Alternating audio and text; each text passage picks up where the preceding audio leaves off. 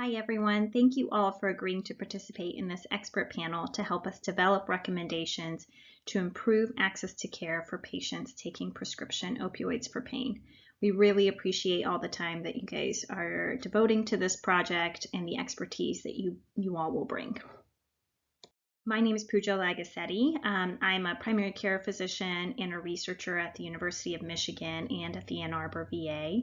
I have no conflicts of interest. I do receive current funding from SAMHSA, NIDA, and the VA, and this expert panel is specifically funded by the Michigan Health Endowment Fund, for which we're very grateful for.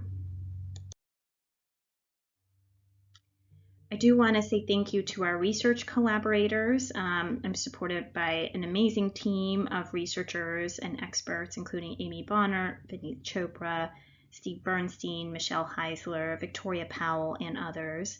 And we also have numerous organizational partners who will help us with disseminating our findings, including the Michigan Opioid Collaborative, MOPEN, and the Injury Prevention Center. So to start, I do want to describe what the Delphi method is. So we're using a modified Delphi method throughout this panel. And the Delphi method is a process used to arrive at a group opinion or decision by surveying a panel of experts. Experts respond to several rounds of questionnaires, and the responses are aggregated and shared with the group after each round. The experts can adjust their answer each round based on how they interpret the group responses provided to them. The ultimate result is meant to be a true consensus of what the group thinks. So for us, our panel structure, we're currently on round 1, and this is the overview video. After the overview video is completed, you'll take a very brief 5 to 10 minute survey where you'll provide your initial feedback on what we're talking about today. Then in November, we'll have a second video which compiles the feedback that you will be giving us today, and you will attend a 90-minute virtual meeting to brainstorm recommendations with the other experts that we have invited for the panel. After the meeting, you will take another survey and provide your second round of feedback. We will take that feedback, provide you results, and you will review those results. You will then attend a 60-minute virtual meeting to prioritize the recommendations and reach consensus. And then there will be a final survey at the end of this round. While you watch this video, I want you to think about what information or perspectives we may have missed, what questions you still have after watching, and ideas for reducing the barriers that we discuss.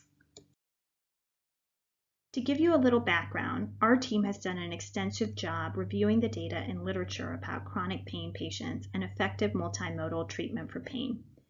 Last year, our team called over 480 primary care clinics and over 350 pain clinics across the state of Michigan and 8 other states to understand their new patient acceptance requirements and generalized treatment practices.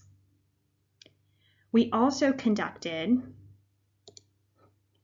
25 qualitative interviews with patients with chronic pain, primary care providers, and clinic staff across Michigan to understand their experiences with chronic pain treatment.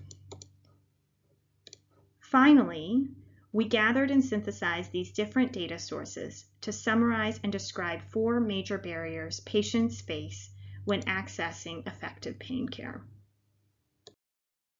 Now we need your help. We would like your help in producing and prioritizing a list of policy, intervention, and research recommendations to improve access to care for patients with chronic pain on prescription opioids. Now we need your help. I will say that we understand that this is a balancing act of providing effective pain treatment to individuals with chronic pain, while also minimizing the risk of developing an opioid use disorder and other adverse harms. So today's objectives will be to review the opioid epidemic and unintended consequences for patients with pain. We'll then move on and describe chronic pain and its prevalence. We'll describe what multimodal treatment is and its availability, and describe major barriers to accessing multimodal pain treatment. First, let's start with reviewing the opioid epidemic and unintended consequences for patients with pain. So we're in the middle of an overdose epidemic. As you can see, the rates of overdoses have risen over the last 10 to 15 years. We saw a slight plateau in 2018, but with the COVID-19 pandemic, we feel like these numbers, based upon state reports, may very well be increasing this year. There have been many responses to the epidemic. There's been some responses that really work on controlling the supply of opioids, so lowering the supply of illicit and prescribed drugs. These include things like drug trafficking laws, international efforts to limit opioids, illicit drug trade, and also criminalizing possession. There's also been prevention-based efforts, so preventing the initial prescription drug use. That's included things like the CDC guidelines or prescription drug monitoring programs, insurance dosing limits, safe medication takebacks, and reducing prescribing after acute procedures such as surgeries. There's also been moves towards treatment, reducing barriers to treatment, provider training and workforce development, expanding treatment options, improving care coordination. And finally, there's also been efforts to to think about harm reduction. This is public health laws for people not in treatment, opioid overdose reversal drugs such as Narcan, Good Samaritan laws, and safe injection sites. As a result of many of these efforts, particularly the efforts to reduce opioid prescribing is currently at a 10-year low. However, we're not sure whether this restricted prescribing has led to only good consequences, as overdoses continue to rise, and there have been some reports of unintended consequences for patients with pain. Here are a few headlines to kind of drive home this point. Don't force patients off of opioids abruptly, new guidelines say, warning of severe risk. Good news, opioid prescribing fell. The bad, pain patients suffer, doctors say. Doctors and insurers are using federal guidelines as cover to turn away patients, experts tell the CDC and Congress. Acknowledging the plight of pain patients in the U.S., the CDC clarifies its opioid prescription guideline. Many have questioned these restrictions. New guidelines serve a purpose, but fail to protect patients who need long-term opioid therapy for pain. Physicians asked CDC to investigate deaths linked to pain patients losing access to pain medicine. Patients orphaned as doctors discontinue pain treatment. Mandates requiring non-consensual dose reductions not justified. The AMA has called on the CDC to revise the 2016 guidelines to protect patients with pain. I will say that we will provide all of these references for the studies that we cite at the end of the presentation.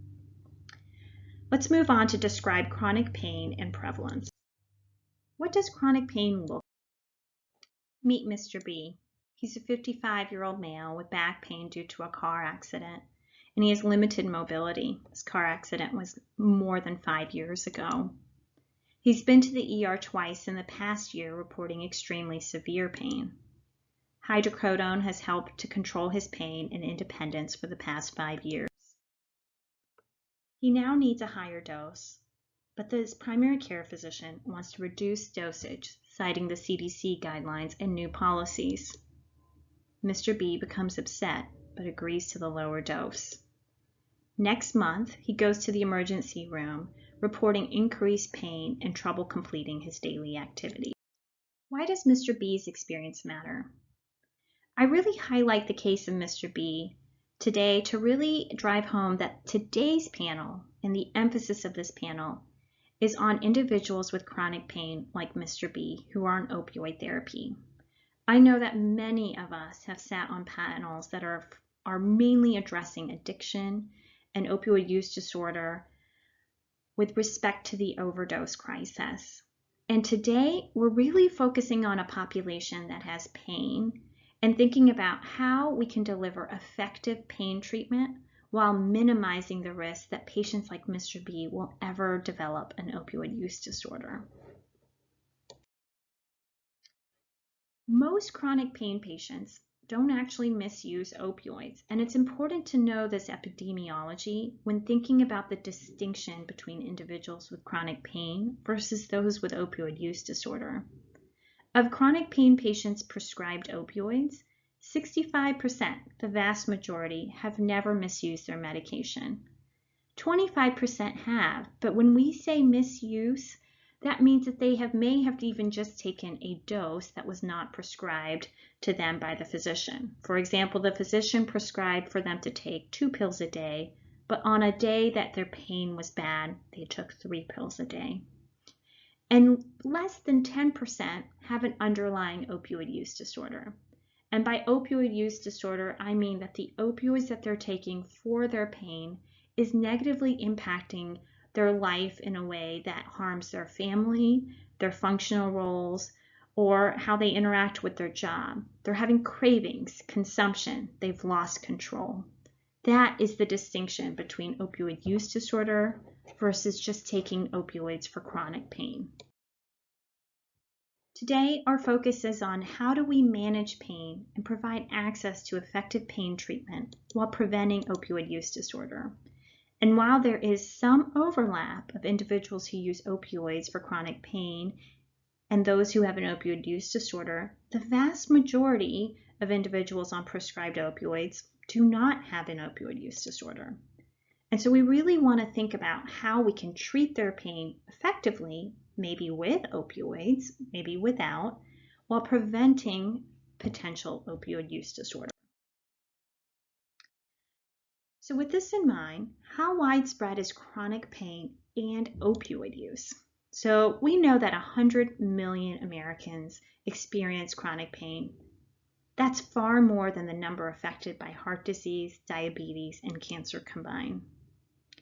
Of that population, 5 to 8 million rely on opioids for long-term pain management and have been on these opioids for long periods of time, often years. What about in Michigan? We know that 1 in 3 people live with chronic pain in the state of Michigan. 63% say that their chronic pain hinders their daily lives. And 1 in 5 people were prescribed pain medications in the last 12 months. This is an important issue, and this is affecting many of the individuals that live in our state. So let's describe what treatment should and could look like, and whether that ideal is available.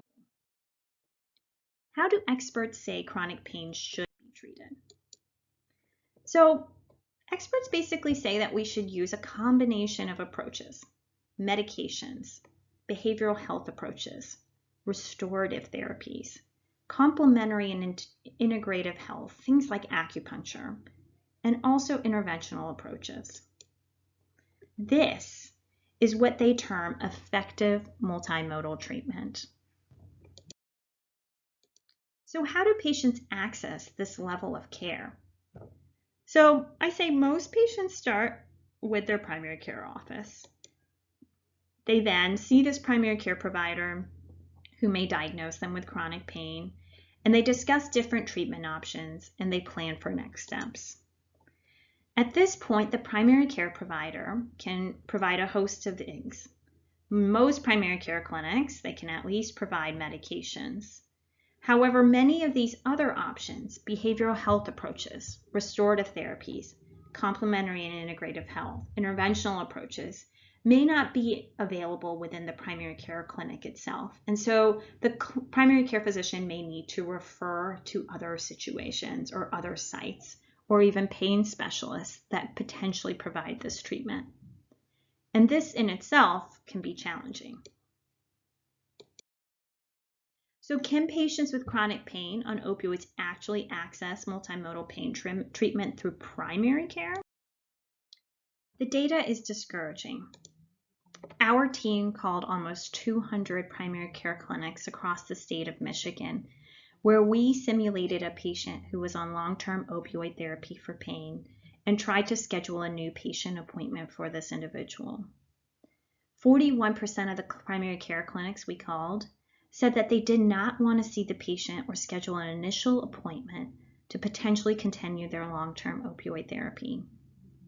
We found no difference about whether the patient said that they received Medicaid as an insurance versus.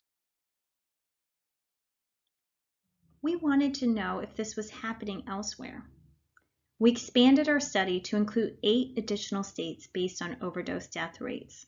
3 states with high overdose risk, 3 in the middle, and 3 in the bottom. We also wanted to ask an additional question this time. We already knew that insurance didn't matter, but we wanted to see if the reason for needing a new patient appointment mattered, how the patient presented their need for a new prescriber to provide long-term opioid therapy. So this time, we presented 2 different patient scenarios. We called each clinic 2 times, same clinic, 2 different calls to schedule a new patient visit. In both scenarios, the patient said, "I've been taking Percocet for years." But in scenario 1, the patient said, "I need a new primary care physician because my doctor just retired."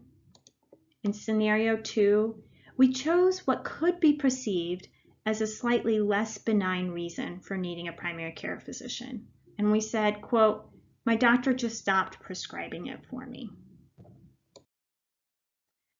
Reason for needing an opioid prescription affected access. Like I said, we called 452 clinics 2 times. In 75% of the calls we made, the clinics responded the same to both scenarios.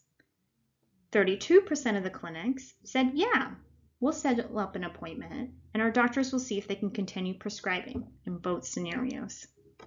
However, 43% said no to prescribing in both scenarios.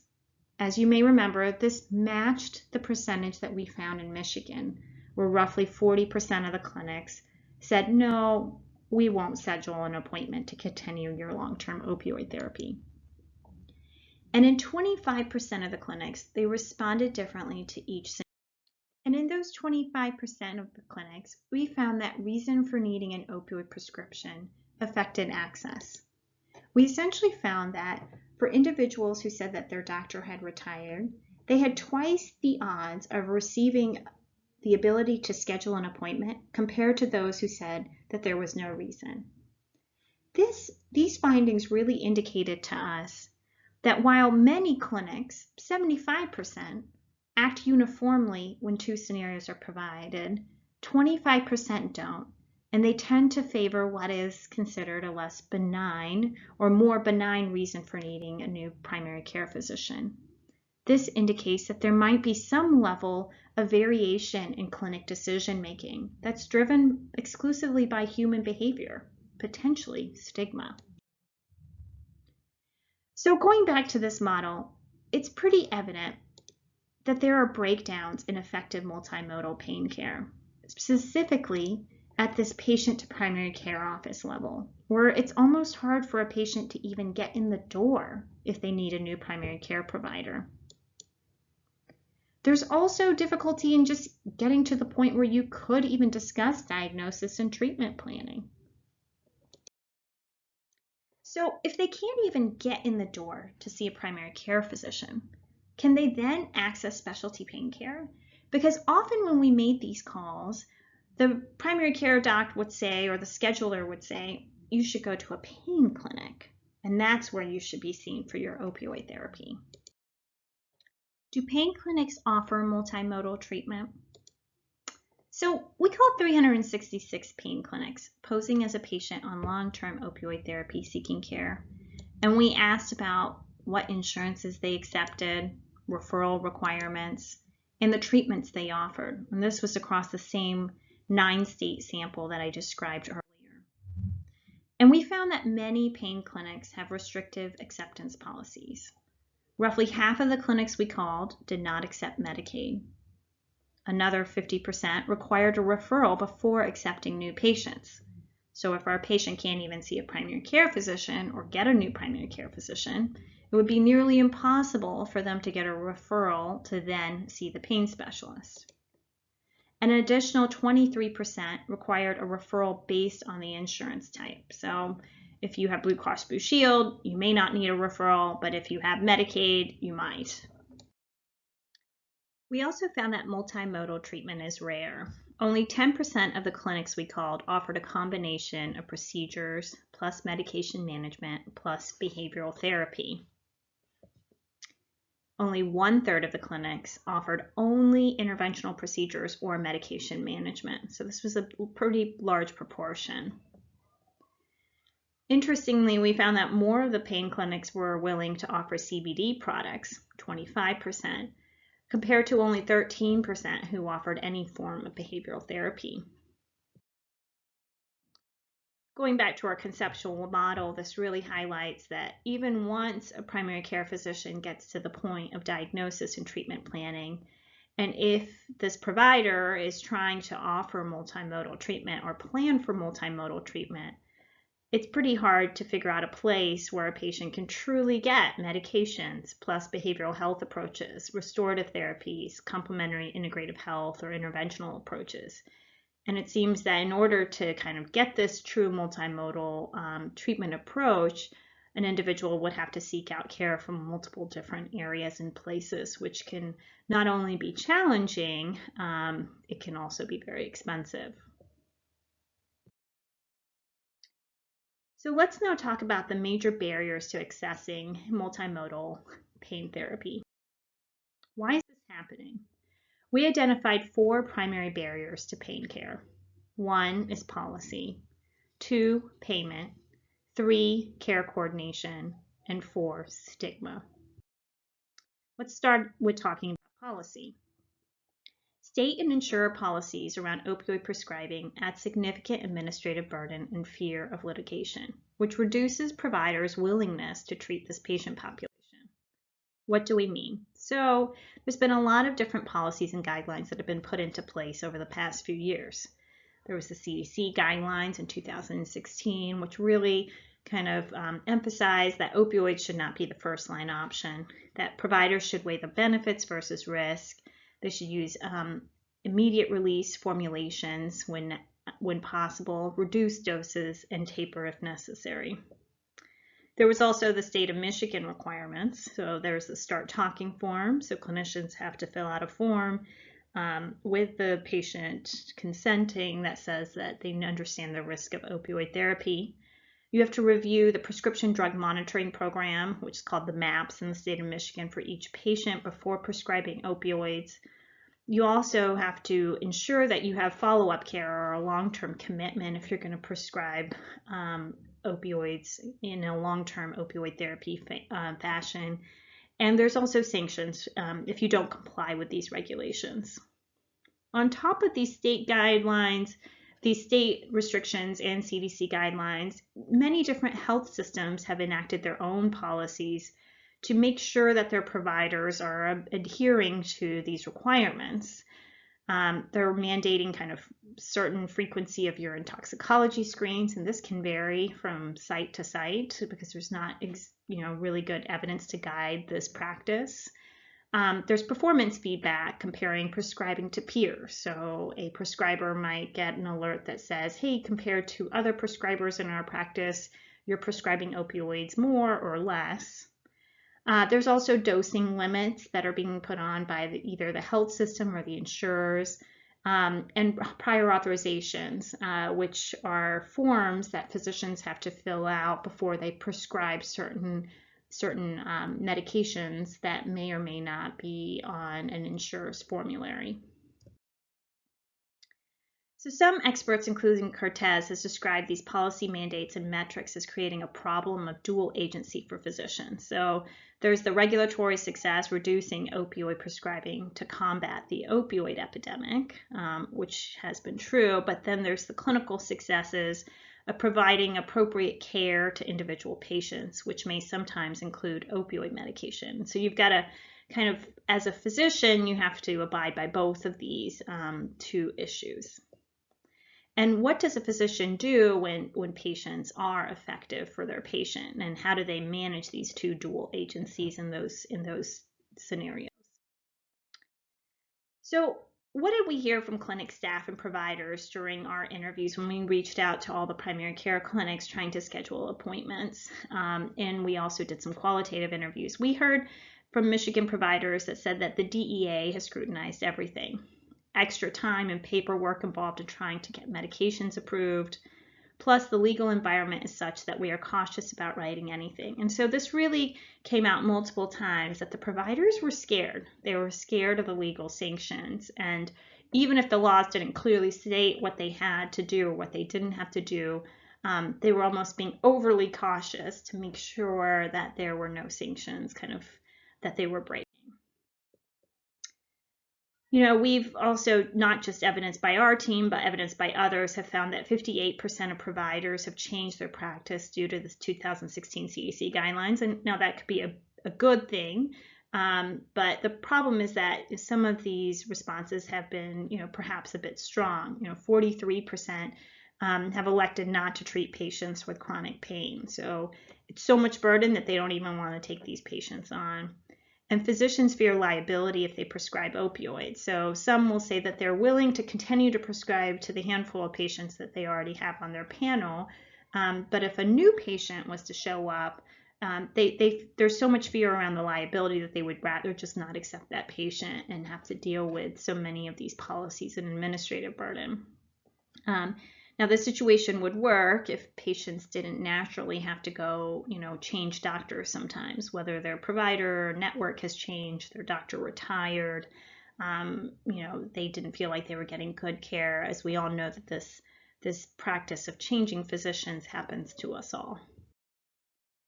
So let's look at these policies and see what good and bad they might have done. So one of the ones that's been evaluated is the use of prescription drug monitoring programs to reduce opioid dosages. So this was a study led by Rebecca Haffage, who used to be at the Michigan School of Public Health and is now working for RAND. And she basically looked at 4 different states that had pretty robust prescription drug monitoring programs. So this was states that required for physicians and prescribers to log into their PDMP before they prescribed any medication. And she found that in those 4 states that had these robust requirements compared to states that didn't, there was a significant decline in average MME dosage, anywhere from 6 to 77 milligrams of morphine equivalent. However, she found that when she really looked at high-risk prescribing, so those that were in the high dosage group, there wasn't as significant of a difference. So comparing Kentucky to Missouri, the high-risk prescribing, that's having multiple pharmacies or high doses, didn't change very much. And so while we have kind of the conclusions where that yes, the prescription drug monitoring programs do lead to a reduction, it's just not clear at this stage whether the reduction is being applied to the highest risk individuals compared to those who might be moderate or low risk for poor outcomes.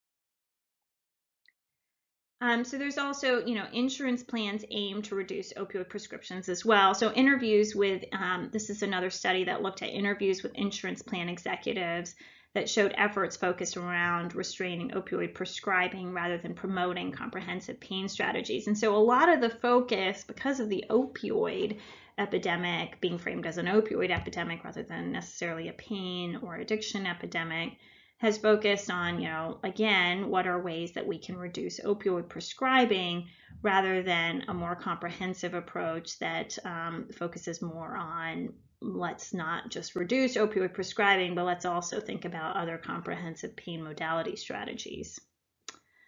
So, some of these insurance plan kind of aimed initiatives have looked at kind of training and education, written warnings, and also removing certain drugs from plan networks. Some of the patient-level interventions have included pain contracts and limiting patients to one provider and one pharmacy. And these policies may be effective. So Blue Cross Blue Shield of Michigan reports decreased opioid prescribing as well. From 2012 through 2017, the number of opioid prescriptions went down 32%. And again, it's, there's been so many policies put in place during this time, including some of the state mandates and the insurer mandates. It's hard to tease apart which is due solely because of the insurance changes versus other changes. But, the trend in general is that opioid prescribing is going down. They also saw that 850,000 fewer opioid pills were prescribed since 2014 as of 2019. Blue Cross Blue Shield of Massachusetts, this is just to show what some other states are doing, implemented opioid utilization policy requiring signed treatment agreement between patient and provider, prior authorizations for new opioid prescriptions, use of one pharmacy for all opioid prescriptions, and dose and duration limits. So again, similar to what was happening in the state of Michigan. And when they looked, they also found that the average monthly prescribing rate after the initiation of this was decreased by about 14.7%. Blue Cross Blue Shield of California required prior authorizations for extended release oxycodone, and they saw 36% reduction in new ER opioid starts, 11% relative reduction of monthly rates of ER opioid prescribing. So these, just to highlight that these these initiatives, do lead to effects and decreases in prescribing. So I will say that these policies, while I think we can easily say has led to a decrease in opioid prescribing, the lack of kind of results in it translating into decreased overdoses, or even it's still unclear whether the decreased prescribing is really touching our most high-risk individuals. There's been a lot of expert weigh-in about these policy changes and whether they are warranted or evidence-based or should be continued. And the AMA really kind of urged regulators and policymakers to reevaluate these policies, especially as they have kind of gained word of more patients that are experiencing access barriers, worsened pain, and being kind of discontinued on their opioid therapy despite benefits that they might be seeing. And the CDC really argued against misapplication of the 2016 guidelines. I will say that the CDC often has kind of received the brunt of the, when providers are speaking to patients, they often apply the CDC guidelines. Nationally, the CDC guidelines from 2016 have gotten a lot of attention. And the CDC, has really kind of emphasized that none of their guidelines really said kind of hard and fast to apply a certain, dose threshold, or to forcefully taper, or to implement tapers when patients were finding benefits. It really was implied to be guidelines, but that physicians were supposed to really weigh the risk versus benefits. And so the CDC now is actually revising their guidelines. They're going through a process right now to revise these guidelines, really because there's been a lot of worry that they've been misinterpreted and applied too strongly by different policymakers, whether that be insurers, the state, etc. So moving on to payment-related barriers to accessing good pain treatment and potentially opioid treatment if that's warranted. So, current coverage and reimbursement structures provide, little compensation or coverage for pain management strategies. So, how does this affect treatment? So, if you're not going to get reimbursed for medication management or behavioral therapy or things that take a long time, you're less likely to provide those treatments. And if certain insurers are paying less for certain treatments or comprehensive approaches, again, you're not going to take those insurance types. So, it's not a surprise that pain specialists may want to focus their practice on interventional procedures, because there's more reimbursement tied to these procedures. Now, for the patient, on the other hand, you're talking about higher out-of-pocket costs, longer wait times, especially if you are looking for some of these more comprehensive approaches. So what did we hear from clinic staff and providers during our interviews when we asked them about these kind of reimbursement-related issues? They said things like, I just don't have time for the conversation. So when providers are being rushed to get through, quick appointments, multiple appointments during the day, a long conversation around somebody's pain management can be something that just there's not enough time for that type of conversation, especially in the midst of providing treatment for other ongoing issues such as their diabetes or hypertension. it kind of gets us out of having to accept the patient if the insurance isn't going to pay for it. And so in some ways, this almost seems like they're using this as an excuse to potentially not see a patient that they may find, potentially difficult or stigmatizing. We have quite a few Medicaid patients, and a lot of pain management providers don't necessarily take that, so it's a long time for them to get in. So this is, a difficult kind of situation for primary care practice, again, when thinking about referring out for these multimodal treatment options. So there's too little time to cover everything. PCPs have, often less than 20 minutes per visit for all topics. And this can be hard, when you've got diabetes, high blood pressure, heart disease. And a patient, as a primary care physician, I can attest to this too, pain is often all consuming, and that may be, the patient's main concern, and they want to spend their 20 minutes discussing their pain, versus the physician may be really concerned about their risk of developing a heart attack or some other treatments that may be going on. And this tension can be difficult to reconcile during short visits. There's also wide variation in pain treatment coverage. So 90% of all public and private insurance plans cover physical and occupational therapy and chiropractic. But they visit limits and prior authorizations were common for these treatments. So while there is a way to get it covered, there's some red tape to getting there. So these forms that must be filled, or just as many treatments as they can receive. And all these things are, hard for practices to navigate, extremely hard for patients to navigate, which again makes a practice just want to not do it.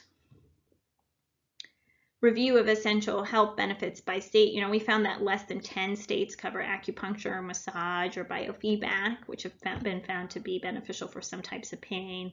And there's zero coverage of mindfulness-based stress reduction, Tai Chi, and yoga-based efforts. And so, we as a community have been slow to kind of embrace the idea of these complementary alternative strategies that can be built into to more comprehensive multimodal pain treatment strategies. So some of the expert perspectives on this, the Department of Health and Human Service says that current payment structures incentivize interventional procedures and monotherapy, impeding an interdisciplinary approach, which we've discussed already. The AMA said they recommend changing reimbursement structures to adequately reimburse time-sensitive, high-quality care. The Associate of State and Territorial Health Officials said that states should evaluate pain treatments covered by Medicaid to update policies where needed. So let's talk about care coordination. There's a lack of coordination between providers, which leads to gaps in receiving multimodal effective pain care and additional burden on the patient to manage multiple opinions and treatment plans. So here's your primary care physician, there's pain specialists, there's behavioral support team, there's alternative therapies, and the PCP and the patient's often caught in the middle of trying to navigate these different treatment options, and the patient is too. So what did we hear from our staff and providers during our interviews? Our new policy is we don't do pain management. So some clinics literally have just kind of shut their doors to doing any type of pain management. There are not enough counseling agencies that deal with chronic pain as well as mental illness. So even if they want to do behavioral therapy, they can't find it. Chronic pain is a multi-system issue that requires a primary care physician, a pain specialist, and a psychotherapist for their mental health. We are talking about 3 things here, just really highlighting how hard this can be. So, we found this true. Pain clinics in general in the U.S. are scarce. They're underrepresented in rural areas, and many clinics don't offer the multidisciplinary care as we've discussed. So the Health and Human Services, they basically say the current fragmentation of pain care limits best practices and patient outcomes. Pain care should include an integrated patient-centered plan of coordinated interdisciplinary care between PCPs and specialists. So, everybody knows these problems exist, and they're recommending that we solve them, which is part of why we're hoping to convene this panel. And the AMA says, we've got to enhance access to multidisciplinary, multimodal care, including non-opioid and non-pharmacologic options. So let's talk about the fourth barrier, which I think underrides all of these other barriers that we've spoken of, and that is stigma. So stigma and chronic pain and addiction make it difficult for this patient population to find a primary care doctor or receive quality care when they do. So let's talk about the role of stigma in chronic pain. And this can manifest in quite a few different ways. The first is a disbelief of pain. So, often PCPs or physicians will think that a patient doesn't have pain, especially if it's not kind of present radiologically. There's also this now kind of surge of this illegitimacy of opioid therapy. And so there's been, a couple of studies that have called into question if opioids are beneficial for long-term chronic pain management. And so now, because of the study says that on average, it's not beneficial for a population, there's this worry that if anyone's on opioid therapy, it's a sham treatment and therefore they shouldn't be on it. So even if these studies are talking about a population on whole where there might be some people that are benefited, in general, for everybody, kind of people feel like the treatment is illegitimate. There's also this assumption of underlying addiction. And, our patients with pain often talk about this, being perceived as if they have addiction. Now, what I don't want to do today is kind of further stigmatize those who have addiction. I think just to call into question here, or to kind of emphasize that pain and addiction are often linked, and both of them, both of these populations suffer from a lot of stigma. What did we hear from our clinic staff about this? Mental illness overlying the use of chronic pain medications. Mental illness may be there or may not be there, but there certainly was this underlying theme that everyone that has chronic pain has mental illness. And again, these kind of stereotypes, one-size-fits-all type perceptions can worsen stigma. Unseemly, I guess, patients that are kind of drug seeking, they've had a lot of issues. So again, this is the idea of that everybody who's on opioid therapy has an underlying addiction, and therefore by asking for opioids to treat their pain, they are drug seeking. Now that's really going back to the point that I made, that most chronic pain do not need opioids. They need care for pain. And so while our studies are kind of genuinely showing this is this idea of illegitimacy of treatment. And so while, overall the studies might be saying this, the patient often feels completely misheard when their own personal perceptions around their treatment benefits are being called into question by more recent studies. So this can, manifest in a few ways. Opioid phobia, so providers and patients limit options for pain treatment. The estimation of pain severity affects whether opioid use is viewed as legitimate or not. Opioid use for pain is generally accepted for short-term but not long-term treatment. And there's just this lack of trust from providers towards patients using opioids for any reason. So, again, the Health and Human Services says that this is a barrier, that individuals living with pain deserve support, not stigma, and supports kind of educating the public about the impacts of chronic pain to counter stigma and misperceptions.